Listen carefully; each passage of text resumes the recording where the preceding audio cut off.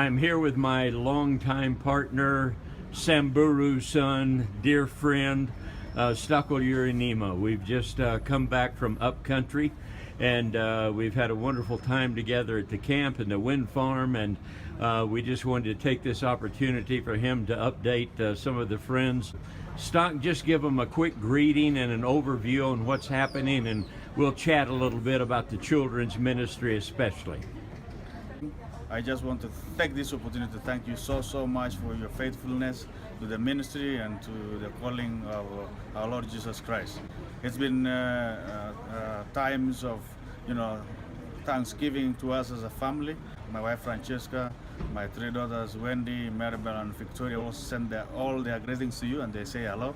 We're just so grateful and so thankful. We really thank you for the support of our children's ministry. Just give them a quick overview of the history of the camp. I know it's been long since we really jail have been family and partners, and it's been like 15 years ago when we met in northern Kenya in the valley of Southor, and I was a young man by then, and I had a passion for sports, and we started this sports camp, and we did sports with kids, high school kids, and we started also a camp where we can make money for the family and ministry. We started this camp, and it's grown so much. You guys don't believe how much it's grown. You've mentioned your three beautiful daughters. We're thankful that they look like their beautiful mother, Wendy and Maribel and Victoria. In addition to that, you and Francesca have adopted, taken in some other needy kids who live in your home. They're just like your own sons and daughters. Tell them real quickly about that. Yeah, thanks, Jill. It's good that I had a beautiful wife. That's why I have beautiful daughters. And we have about 10 to 15 children whom we've adopted. Some of them are in high school, some of them are in colleges, some of them in grade school. And it's been a joy for us. That's been a joy. We felt that's the direction where God is leading us. In talking about these wonderful kids that every time I'm there, they work alongside me, they steal my heart, and I just love being with them.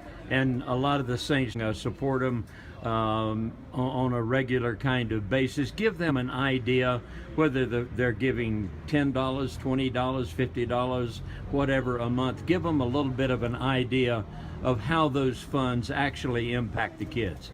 Through JL and Patt, without you guys, we would have never raised. We would have never raised these 15 kids. We have to feed them, we have to clothe them, we have to send them to school. So basically what we do with the money graciously given to us is we distribute to those who are in high school and those who are in colleges.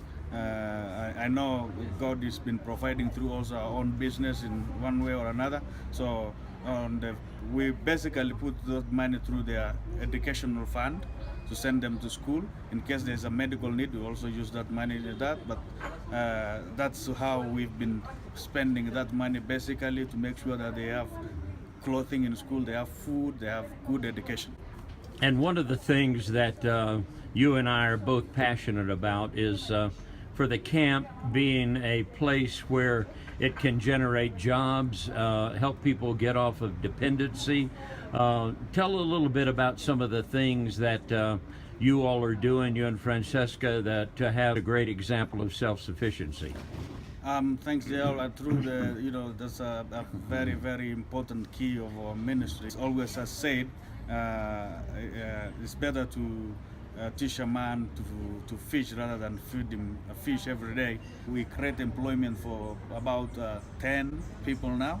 Well, some of them do gardening, some of them do cleaning, laundry, cooking, and all this kind of stuff. And we're really grateful that it's been a blessing, that God is blessing us, and we're blessing them too. We have bed and breakfast where people come in, they pay bed and breakfast, and we have our own local people, on ladies who we've trained, who can cook for them now, do laundry, cleaning, and they do basically everything for us. God is leading us through JL and Patt, that they've been our faithful workers for the last 10, 15 years. We need to do something about them.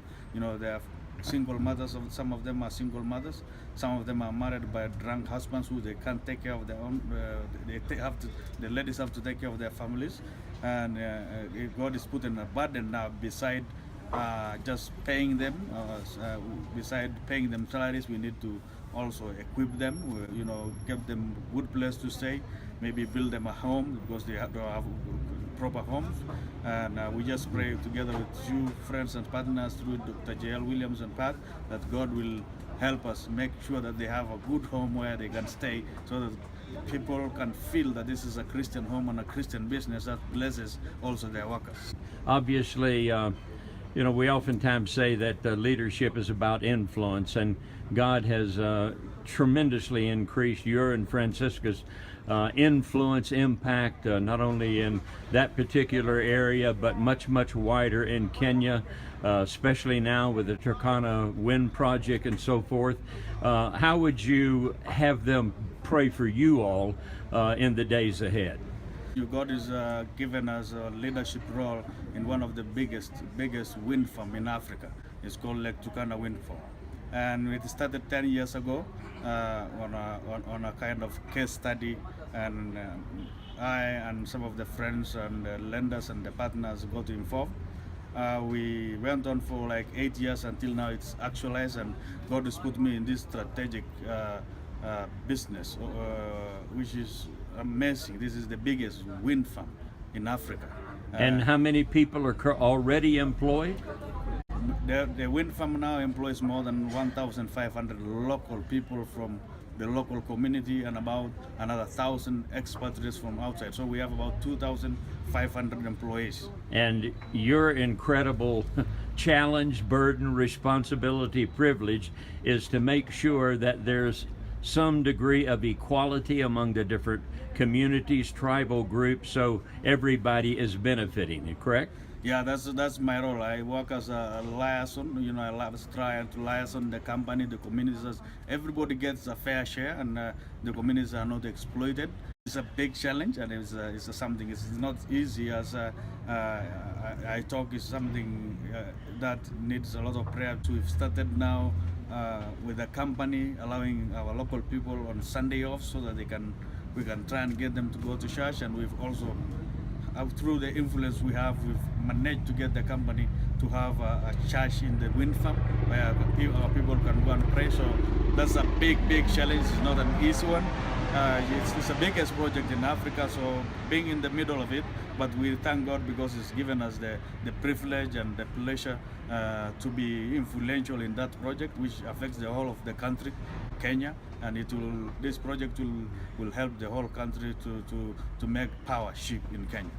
I was just thinking as we were pulling out of the camp yesterday and distributed some more of the solar Bibles, and the mamas who were there, and the one mama who had absolutely gripped my heart. We gave a number of them out. Share a little bit about the impact of those solar Bibles. We often just take by granted the small things, but but to other people, this is I know this solar Christian tape is not small, but to some people they think this is just a small tape. But there's one mama who's been on and in our camp every week for the last 1 year, wanting to have this tape. So when she had JLS brought them, she came and she was almost crying. Thank God, now it will be different. Thank God, I've had this from people. Now I will hold it on my own hands. Thank God, she spit it all over my hands and say thank you. Now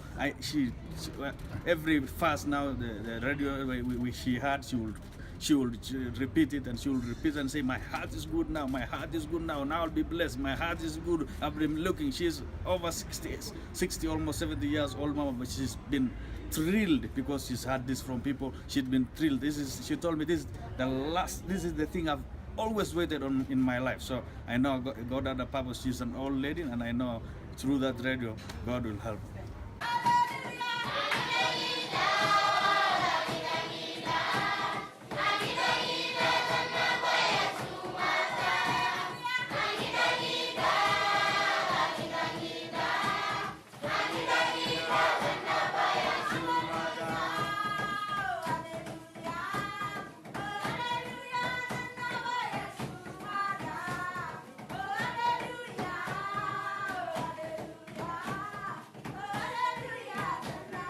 Well, I can't tell you, buddy, how proud we are of you and just awed that God brought us sovereignly. Man, I couldn't have spelled Samburu, much less known where it was, many years ago, and now to just be adopted into the Samburu family. We're proud of you. We're praying for you, and we know that the greatest years are still ahead. So thanks so much for sharing this. Thank you so much. We love you all, and God bless you all. We love you so much.